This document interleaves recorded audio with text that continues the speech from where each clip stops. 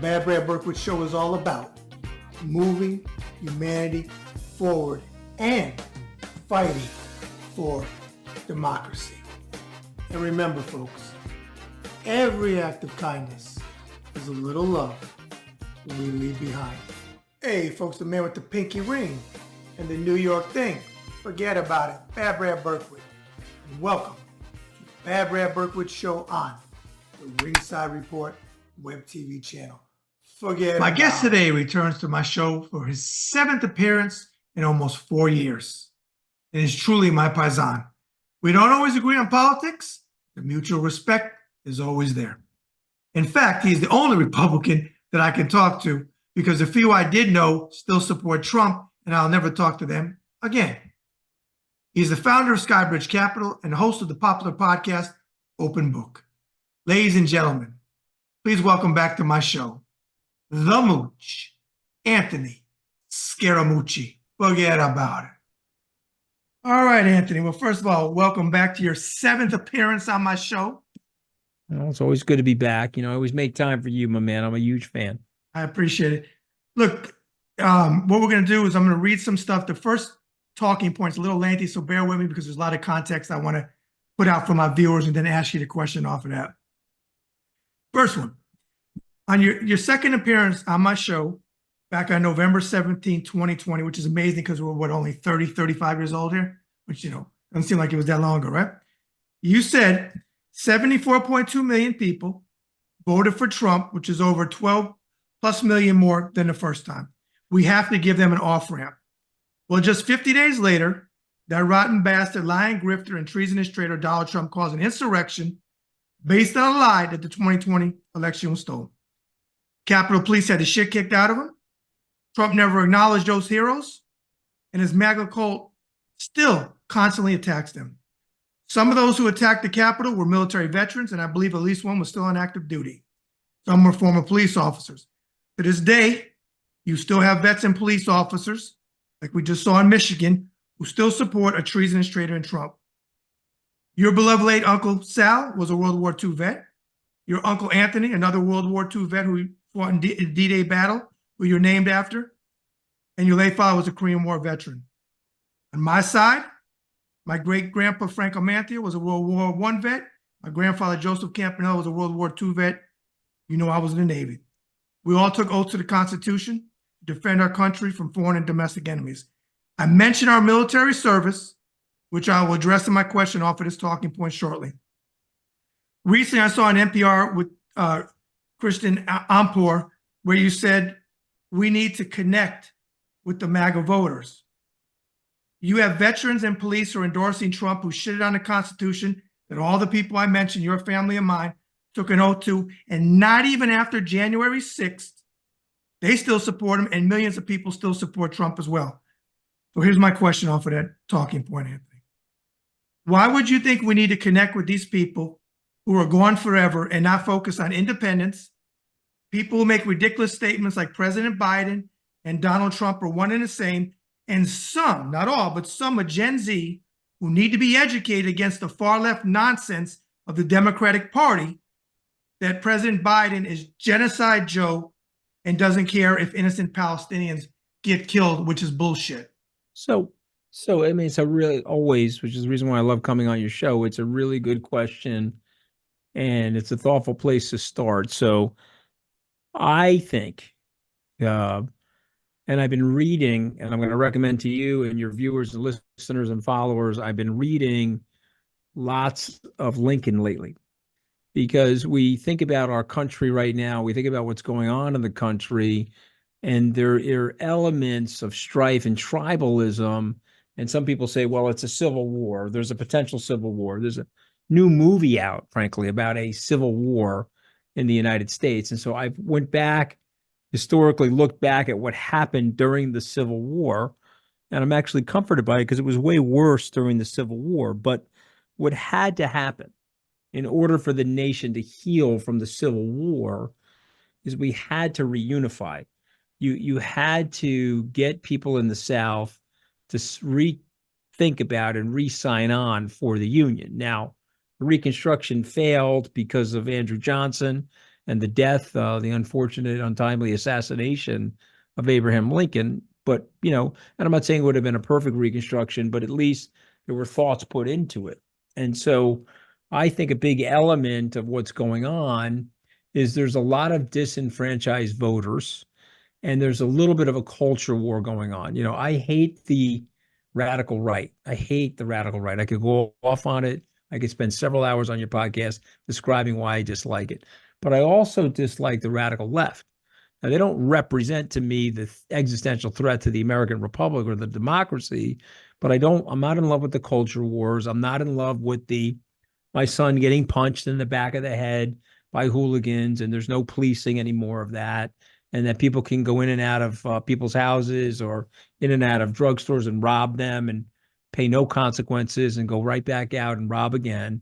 I'm not into that. And I don't think most normal I'm not either. citizens, We agree. yeah, most normal citizens of the country are not into it. And it's not a racial thing to me. It's a right or wrong thing to me. Right. So I don't Right. understand why we're allowing that. We know that there are certain policies that work that make people feel safe. There are other policies that don't work, and the quality of life for everybody goes down. Black, white, red, green, yellow, it doesn't matter. So what's happening right now is a large group of people that have been run off the rails by the cult leader known as Donald Trump. And those people, they have to be, in my opinion, they have to be brought back into the mainstream. Now, if you're talking about an election and it's November of 2028, I agree. We have to see those people are gone. He can shoot people on Fifth Avenue and they'll vote for him no matter what. You mentioned the police officers. It's very disturbing to me because Trump selectively likes police officers and he selectively dislikes them. So if one is killed during an insurrection at the Capitol that he fomented, he's okay with that. He wants to pardon the people that killed him. If the police officer dies in duty, this is a horrific tragedy that happened out here on Long Island. The young man was from Massapequa. He was murdered by somebody that had 21 prior counts and had a gun. How is that even possible? He's a known criminal, but we're letting him roam the streets, and he killed an innocent young man who was a police officer trying to serve his city, and he left his children and his wife, or his child and his wife. I don't know how that's possible. Now, Trump sees that as part of the great culture war. He did.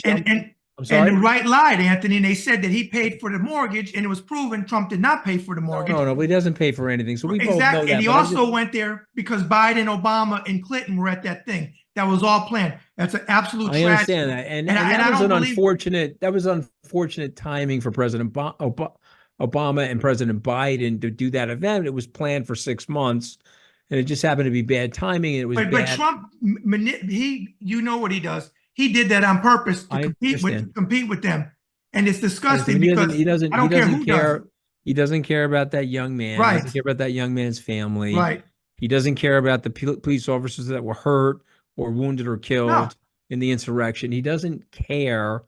He's the most transactional person I've ever met in my life, and so if it helps him to help you in the moment, he'll help you. If it helps him to hurt you in the moment, or hurt you. I tell my Jewish friends, you got to pay attention because he's tied into Putin. Putin's tied into Iran now. Yes, he is. Iran wants Israel off the map. Trump will back the pickup truck over you. Remember that scene in The Sopranos? Yes. They crushed the guy's head like a cantaloupe. Yeah, Frank Vincent. Yeah, Trump doesn't care. But boom, he'll back the truck up because he's a very transactional, very evil person. Okay. John Brennan is out today, former CIA director, explaining to people that a Trump restart of his presidency is a revocation of NATO. And people say, well, no, he needs the vote from the Congress. You don't understand these unitary executive power people if you think he needs a vote from the Congress, because he's the commander in chief. He'll write one executive order after the next. Next thing you know, the troops are standing down everywhere pursuant to his orders. Yep. They have to go to the courts to try to overrule those orders. A lot of those judges are in Trump's pocket. This could end up as a constitutional nightmare and a wrecking of the American Republic. But you have to understand, you set off Europe and you're going to turn Europe against us. They've been our allies, successful allies for the last 80 to 100 years, depending on when you want to start the date. You have Republican sympathizers with the cause of Vladimir Putin. I will never, for my life, I will never understand that for my life, okay? Because I have read our intelligence documents and I know what Vladimir Putin is up to around the world. I know what the Syrians are up to. I know what the Iranians are up to. And I know that they are trying to put a hurt and harm on the American government and the American citizens. And, Putin doesn't like what happened to the Soviet Union. He would like to restart the Soviet Union. Okay. And so that's a threat to Poland. That's a threat to all the former Soviet republics. And it's an existential threat to NATO. Moreover, his political support, he's not stupid. He's read Orwell. His political support is tied to perpetual wars and the unity that comes and the solidarity that comes from those wars. So once he's done with the Ukraine, he wants Moldova. Of course. He wants Estonia. He wants all of these other places. And so, what's at issue right now is to explain that to the American people. But at the flip side, and this is the stuff that, we have to address, Brad, the flip side is Trump has, for a very large group of people, won the culture war. So I don't want the craziness that happens on the left. I don't want certain things that are going on culturally in terms of young students and the sex education that we're pushing down to them in the first and second grade. I don't want that. And so Trump is championing that. Now, interestingly enough, Trump went overboard. Yeah, with the abortion. Mm-hmm. Went overboard. Okay, but he's full of shit. So the average person wants there to be pro-choice. You can just look at the referendum in Kansas. Yeah, of course. It's a right-leaning state, but they voted that 67% of the people said no, it should be a woman's right to choose. Now, I'm a Roman Catholic. Okay, so a lot of your people are not going to like me saying this. I'm pro-life, but that's my choice. Right, I have no problem with that. It's not up to me to impose my choice on anybody else. If you read the Constitution, it's very, very clear. I'm allowed my choice. You're allowed your choice. And it's not up to me to impose my choice on your choice. Okay, and so Mr. Trump has made a mistake. He got Roe v. Wade repealed. It cost the Republicans during the midterm elections. Biden had a better showing during the midterm elections than Trump or Obama, his last two predecessors. Right. And he's going to play that record. Insurrection, hates the Constitution. He's coming for your IVF. He's coming for your abortion rights. Right, Trump's poll numbers are going down now, so he's out there, doing what Trump does. He has no principles, totally transactional. And right, but back comes to mind that he thinks is going to benefit him. And right, Brett, this is a big danger. I'm sorry I'm so long-winded, but I'm just I hear everything you're saying. We got to bring these people back into the fold. But but Anthony, don't you think that time would be more well spent? These people are in a cult. He has not grown his base. If anything, he's lost some of them.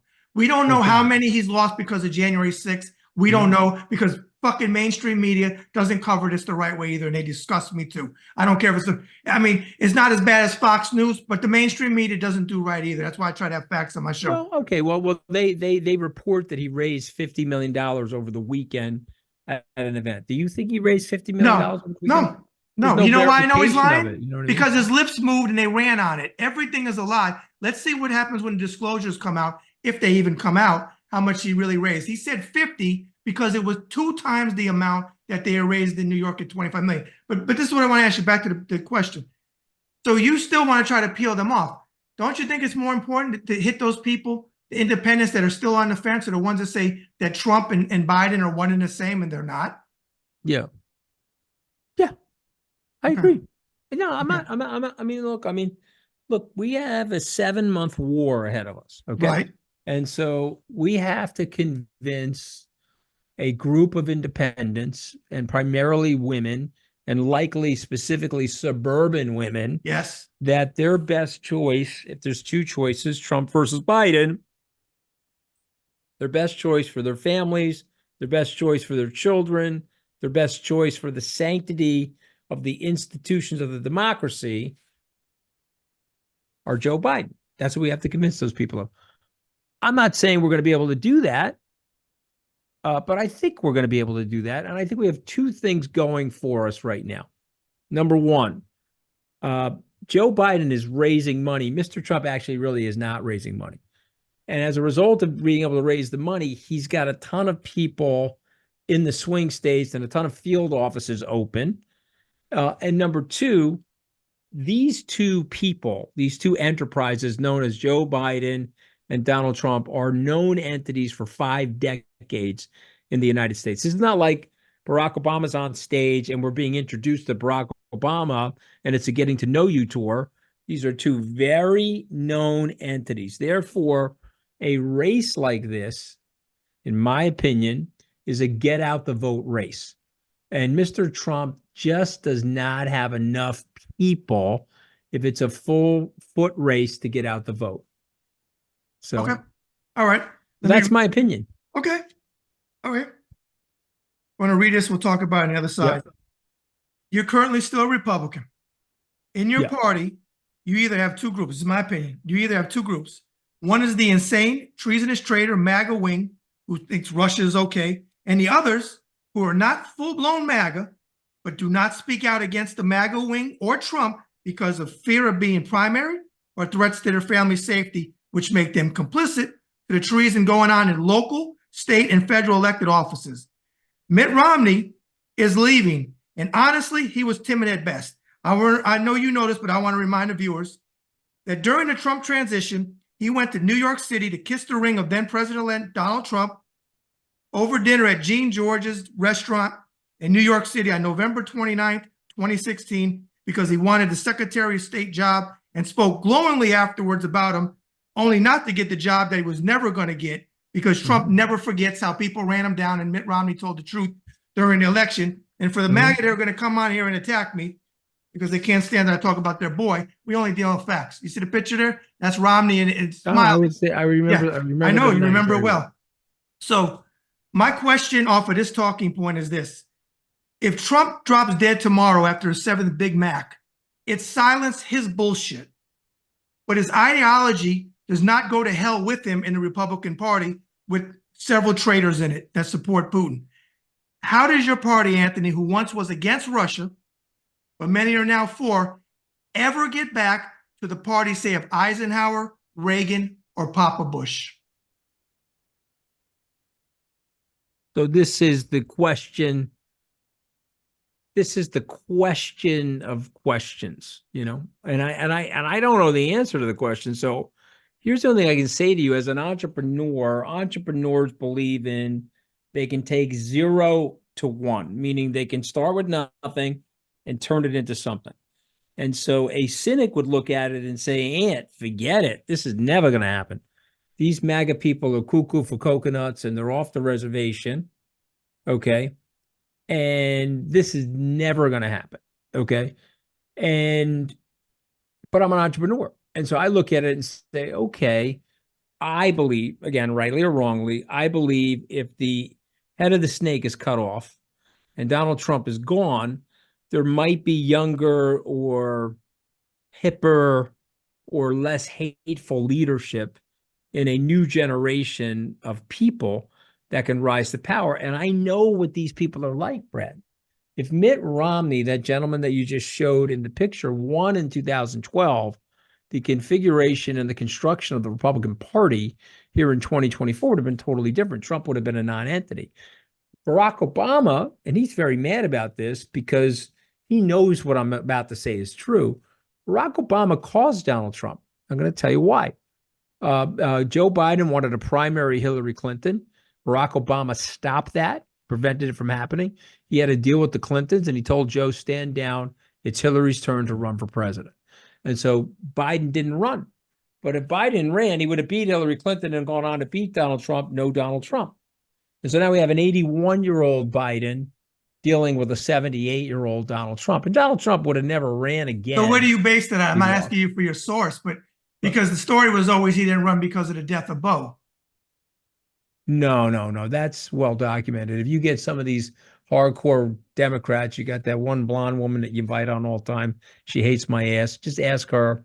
She'll tell you. Oh, you had to go there. Okay. All Okay, right. go ahead. All right. But anyway, that's fine. And look, I mean, my point to you is that if he's cut down, and again, not physically, I don't wish anybody harm. I'm just talking about he's No, loses the I'm saying election, I'm not loses wishing the no harm election. there. I'm He saying if he loses the died, election. If he right, loses the election, right. and we can get somebody in leadership that is more thoughtful, can that party rebuild? And I don't know the answer to that. I'm hopeful that it can. See, if I leave the party, Liz Cheney leaves the party, Adam Kissinger leaves the party, then forget it. The party's over. And maybe that's the case. Maybe 5 years from now, I'll turn to you and say, Brad, you know what? Cuckoo for Cocoa Puffs. These people are completely nuts. They're a smaller group of people because they're older. I mean, these are people that are buying catheters and walkers from Fox News commercial interruptions. So Yeah, it'll be a smaller group of people. They're cuckoo for coconut. We couldn't get anybody to come into the party to help us rebuild the party. At which point, I'll have to start a new party, switch parties or something. But I'm trying. What I have found is you can reform something from the inside. But if it doesn't work, the Whig Party, which Abraham Lincoln was a member of, they couldn't get their arms around the anti-slavery movement. So they started a new party. And the people in Wisconsin said that they were going to call this new party the Republicans. And Mr. Lincoln stood for the presidency as a Republican nominee in 1860. And he's the first Republican president. My God, how far we have gone from that day. true, Okay, this was true. an anti-slavery party, and it was a pro-American unified party. It wasn't a pro-Russian party. Right. It wasn't a nativist party. It wasn't I hate foreigners party. I'm sure there were a few people in there that hated foreigners because that's always been a problem in America. And it's great irony. Okay, we're Italian. Okay, I got Italian people. They actually think that I guess they came over on the Mayflower. I guess Yeah. Oh, they I act know. like We they talk act about this like privately all the time, you and what I. are you guys talking about? Right, Your grandparents weren't allowed right, jobs. right. They couldn't get jobs. Now all of a sudden you were Trump supporting. You Yeah. were here in 1620 with the Bradfords. Give me a break. Okay. Let me read this. We'll talk about it on the side. The Republican Party had the chance to get behind another candidate, and you early on were behind Chris Christie, who I wasn't a fan of. However, Yes. I will concede this point to you, Anthony. I do not feel Christie would have destroyed democracy, and all the candidates your party ran, with the exception of DeSantis, would have not destroyed democracy. I think he would have. Either, in my opinion, no matter how much I may have hated their policies, none had a chance to beat Trump for the Republican nomination. What is even more disgusting to me is that, with the exception of Christie and Asa Hutchinson, they all raised their hand in the first debate that they would pardon Trump. As well, I believe they all signed. I'm pretty sure Asa and Christie did too, but I'm not 100% on that one. That they signed the ridiculous pledge to support the nominee, even if it was Trump, only to have Nimrata Haley come back to say she wouldn't when she knew she had zero chance of getting a nomination. She and the rest of them should have said that from jump. So my question off this talking point is this. What does it say about your party candidates, except for Chris Christie and Asa Hutchinson, who bowed down to Trump for most of their runs during the process? That they really had no chance of winning. You didn't have a John Kasich. You didn't have a Jack Kemp. You had nobody had balls to stand up and say it. So what do you say?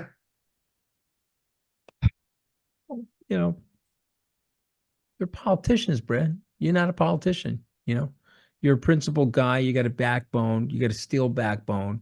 Most of these people are jellyfish. I mean, the jellyfish of jellyfish is Kevin McCarthy. He had the chance to put Trump lights out. You want to use a boxing metaphor? Yeah. He could put him right through the ropes on the 7th of January. He knew he fomented the violence. He knew he tried to get Mike Pence killed. He could have put him right through the ropes. He had the votes. He could have gone to Pelosi. He could have gone to McConnell.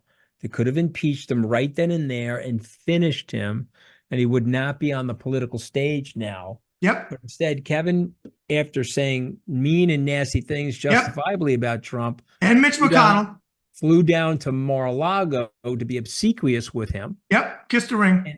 And then he's now flying around on the campaign plane, and he's telling Trump that he wants to be his chief of staff. So, I mean, this, you can't find a more revolting person. And he's backing, and he's saying, Marjorie Taylor Greene, you just need to sit down and talk to that piece of garbage. And you know, Anthony, she's a piece of garbage. That's the main one.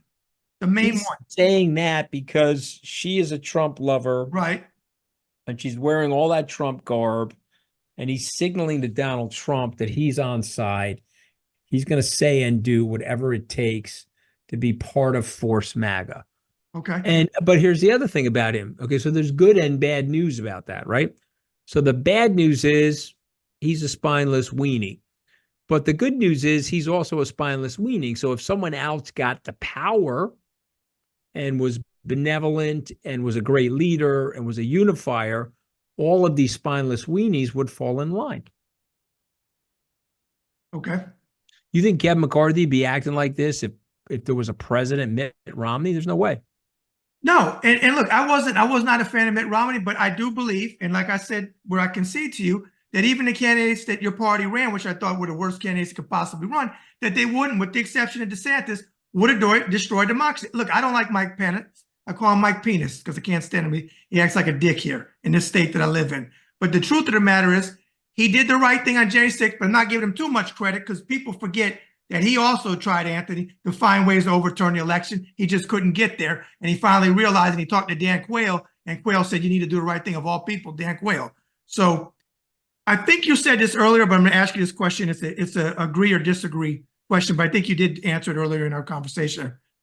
The worst in the Democratic Party on the extreme left, like Cori Bush would defund the police, which she needs to be primaried. Tlaib with her bullshit with about Genocide Joe and all that, she needs to be primaried and go. I call out my party too, even though I am an independent, but I vote Democrat.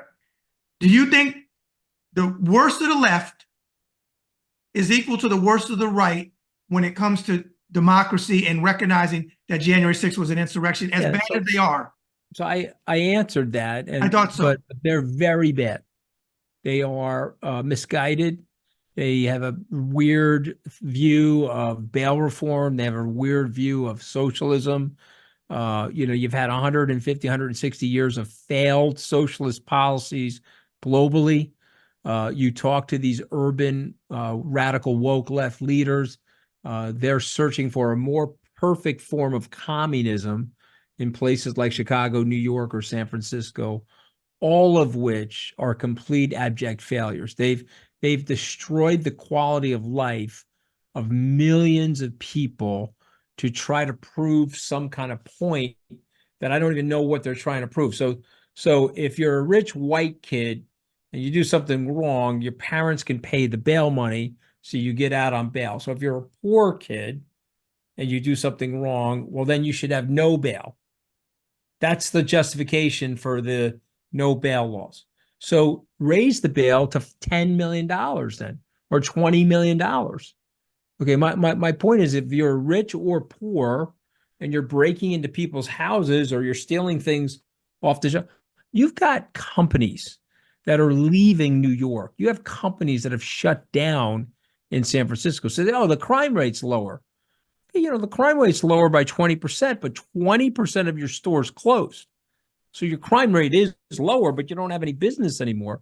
In 2013, you could walk the city when Mike Bloomberg was mayor, and on Fifth Avenue or in Times Square, there were tourists with shopping bags, and the place was teeming and the restaurants were packed.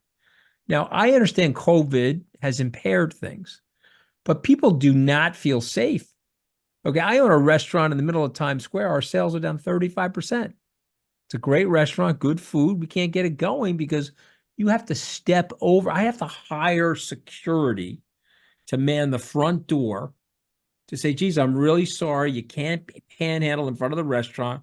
We're trying to get our patrons in here to eat. and feel safe. And oh, by the way, you can't shoot up the heroin needle right here. Okay. And so the left is not trying to destroy the democracy, and the left is not trying to take away the rights of the individual. But the left has lost its mind with stuff that I don't even understand. I want to make one last point, if you don't mind. Okay. Yeah, go ahead. In the United States, because of Franklin Roosevelt, a very good democratic political leader. Perfect? No. No, Did he's a he do? racist. Yeah. I can name 20 things. Especially against Jews. I can name 20 things he did. The anti-lynching, he didn't sign it. The Jews, he wouldn't let them into the country. What about the Japanese? He interred them in Internment camps. camps, yep. But he did do one thing, again, whether you like him or dislike him. He stopped the first America First movement. Yes, he did. He stopped Charles Lindbergh. Yep. And he stopped Father Coughlin.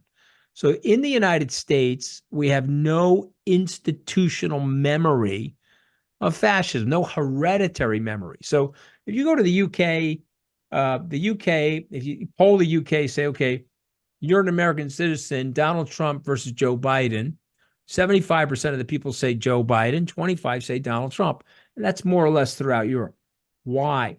They got trained as kids. They went to field trips, school field trips, where they saw the remnants of the Blitz, a concentration camp. Auschwitz, yeah. Auschwitz, you pick it. And Auschwitz, so these people are ingrained with historical, hereditary, family memories of fascism. And so when they see somebody like Donald Trump come on the radar screen, they're like, whoa, we can't have that.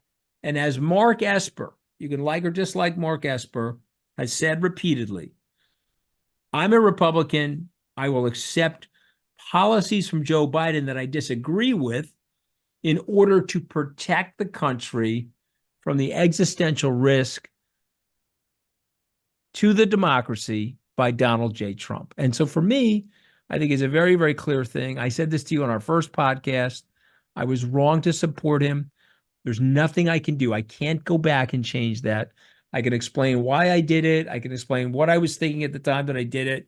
But I can also tell people I made a mistake. And if you haven't made a mistake and you're listening to this, you can throw rocks at me and you can contemn me. But I did make a mistake, and I went hard, Brad. I know you did. I went hard. I take up for you all the time. I went hard in 2020 to stop him from getting reelected. Right. And I'm going hard in 2024. Now, he's not going to get reelected in 2024, thank God. But we're going to have to go hard again. I know. In 2028. He's running in 2028. We have to be prepared for that.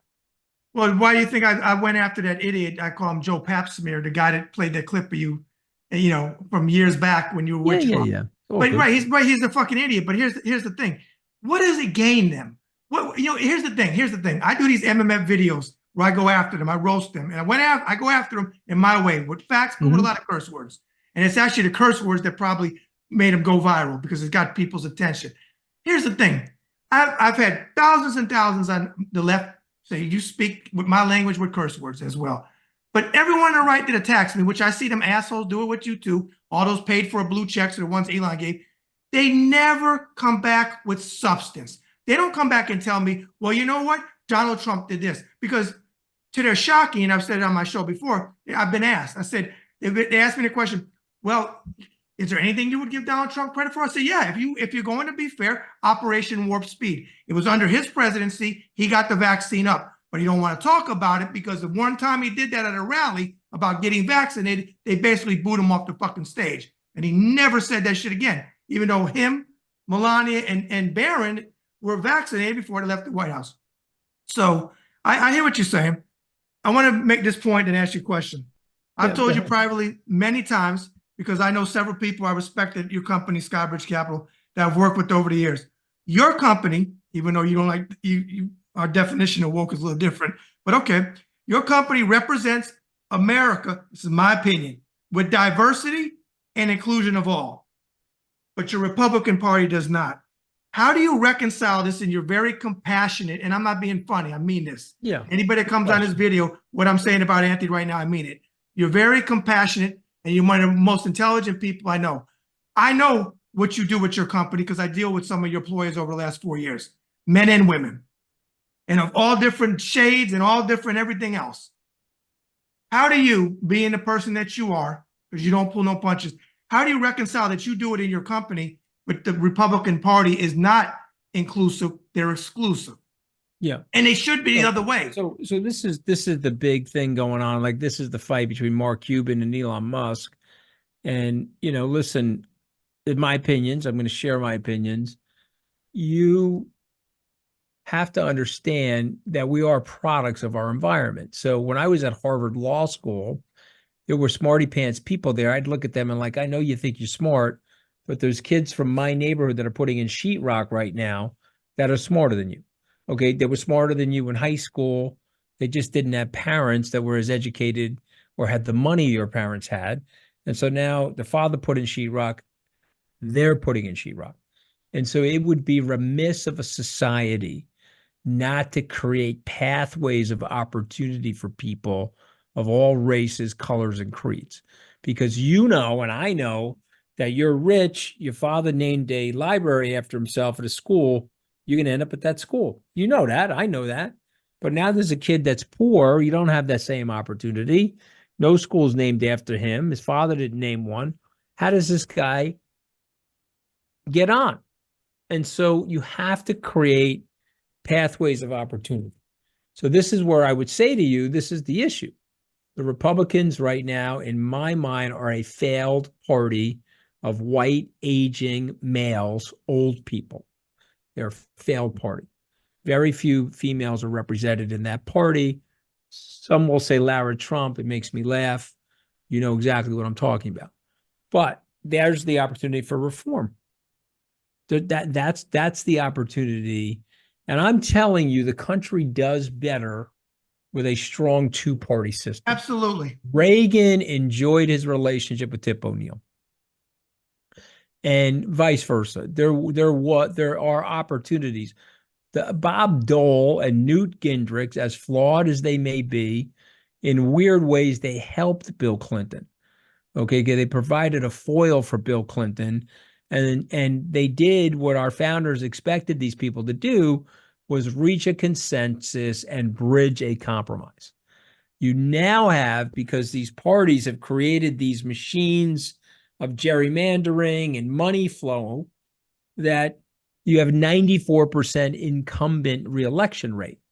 So let me pose this back to you, and I want you to think about this. The Congress has a 14% approval rating. Yet 94% of the Congress, standing members of Congress, get reelected. Right. So imagine if you were in a consumer products company, yet you interviewed 100 people, only 14 people liked the product, but the company said, oh, that doesn't matter. We're going to keep the product exactly the way it is. That's the problem right now in the system. And the system is begging and aching for reform. You made me think of a question off of what you just said. I'm for this. I'm curious if you are too. And all the way to the Supreme Court as well. But just in politics, I really think there should be term limits. The people shouldn't stay in there 30, 40 years. It's 25 years. It's too long. It really is. Because they don't, to an extent, they don't grow with the times. They don't. You think there should be term limits? So my feelings have evolved on this. I was against them because what ends up happening is that bureaucratic class of Washington that works as aides and administrators becomes more powerful. I'm now for them because the system is so screwed up that we have to get some type of revolution at the top. We have to kick out these elitists. So I was against it. Now I'm for it. Okay. Read this. We'll talk about it on the side. I know you have said since January. So people listening to this show who are going to leave comments on there and say Anthony didn't endorse. He's endorsed him at least since January. Who? And I've heard you say Joe it. Biden? No. Yes. I endorsed Joe Biden in September of last year. Okay, September. Okay. September. And so you can find tweets about it, public Okay. commentary. I have not. I gave money to Chris Christie, right, because he's a personal friend. If you asked me privately, I didn't say it publicly at the time, I didn't think Chris had a shot to beat Donald Trump for the nomination. But Brad, if you're running for something, you call me. I'm going to give you money. Okay, I'm going to Okay. run for something. I'm Or going you to run for something. I'm going to call run me, to the right? restaurant. I'll call you for your debit card. All right, call You me. owe me anyways. You Okay, get the point that I'm making. exactly. I know I do. So September, fine. It's not Jay said. I respect you for that because I know you said it earlier, but I already know this from talking privately that you don't like all President Biden's policies, but your love of country over party and knowing there's only one person running who will defend democracy. We know that's Joe Biden.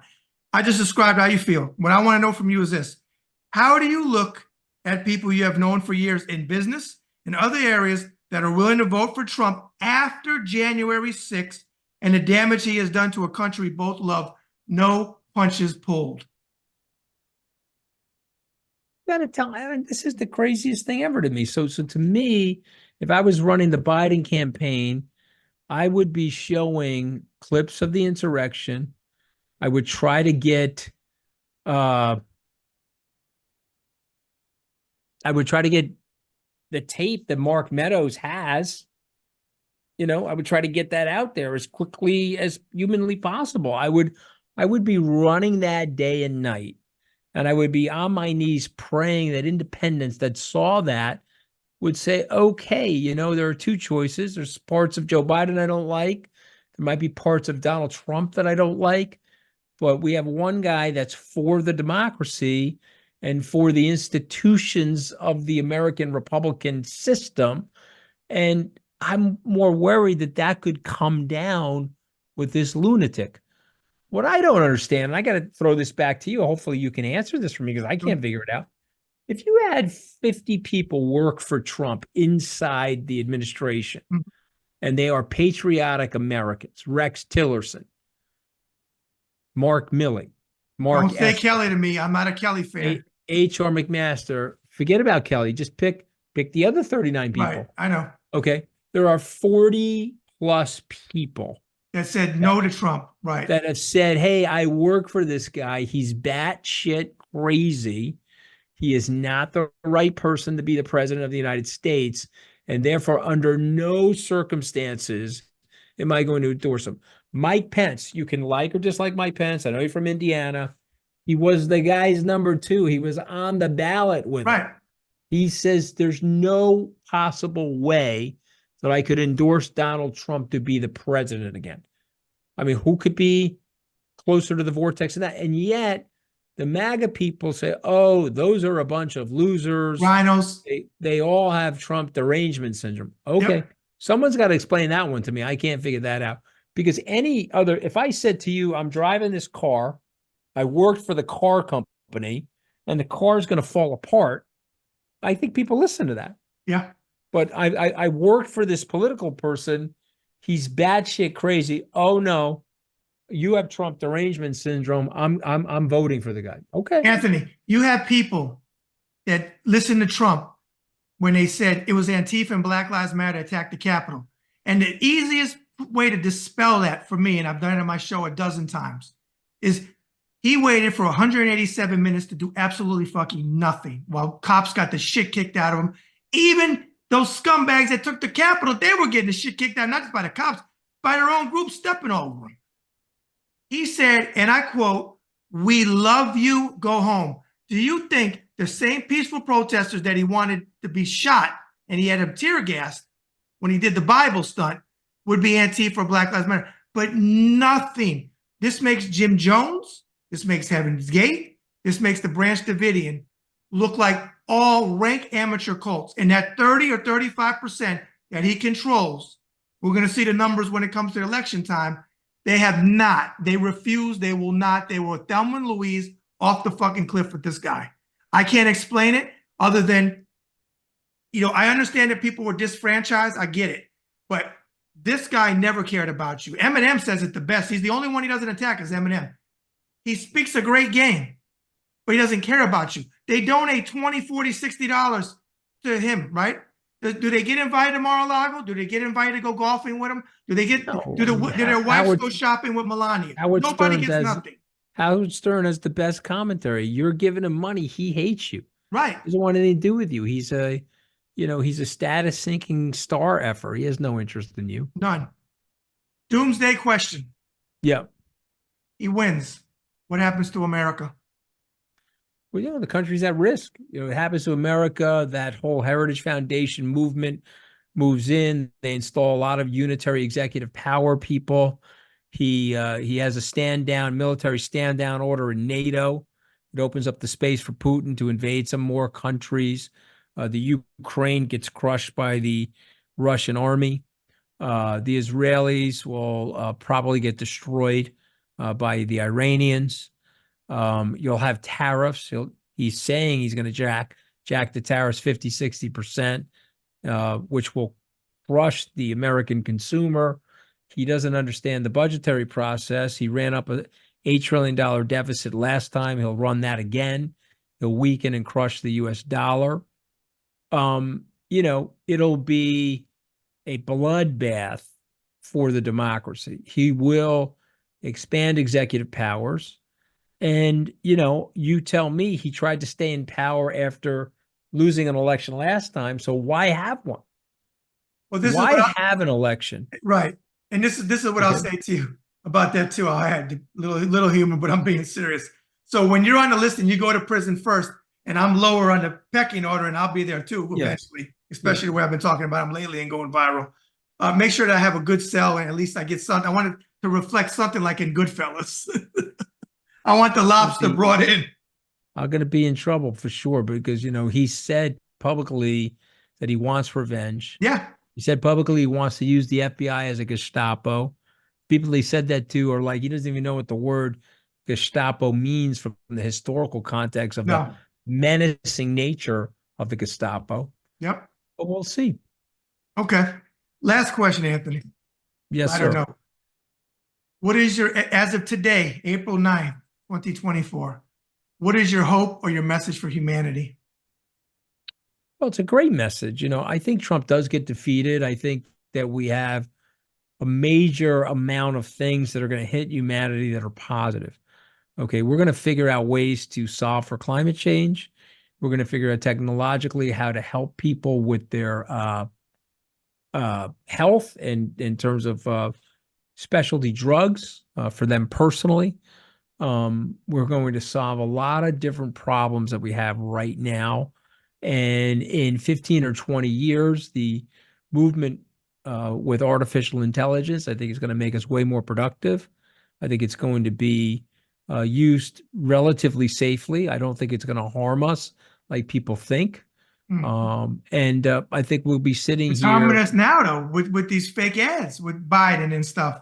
Listen, there's a look, nuclear power has helped and harmed us, right? Yeah. There's always put the specter of the destruction of the overall society. It needs oversight, though, huh? Don't you agree? It needs oversight. It needs checks and balances, and it needs oversight. But I have a very hopeful message, and I think we just have to get there together, Brad. And so to me, step one is let's defeat Donald Trump. Step two, let's solve for a lot of these policy issues.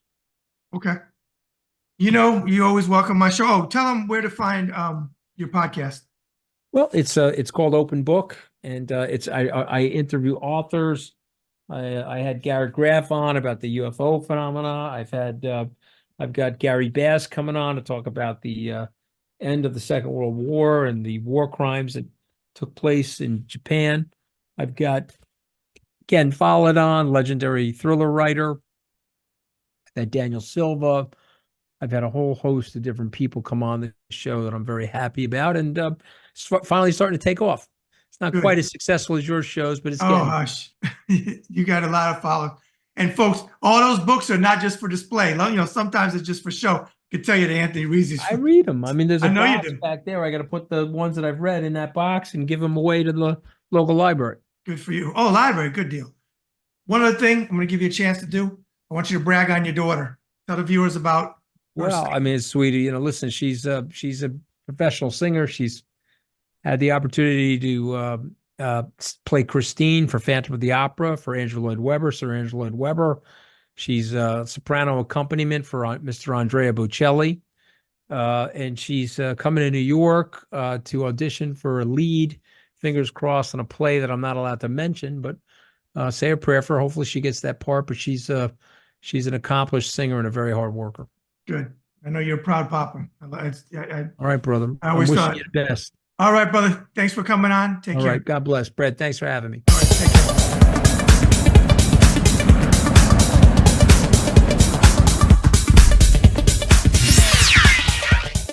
Hey, folks, this is Bad Brad Berkwitt, the host of the Bad Brad Berkwitt Show on the Ringside Report web TV channel. And I want to talk to you about sponsorship. If you're interested in being a sponsor on the Bad Brad Berkwitt Show that features network guests and entertainers and people from all walks of life in business and other areas, reach out to me at Ringside Report 2014 at gmail.com. Again, that's Ringside Report 2014 at gmail.com. I'm finally in a position that I'm ready to take on sponsors. So, hey, reach out to me and let's get you on board.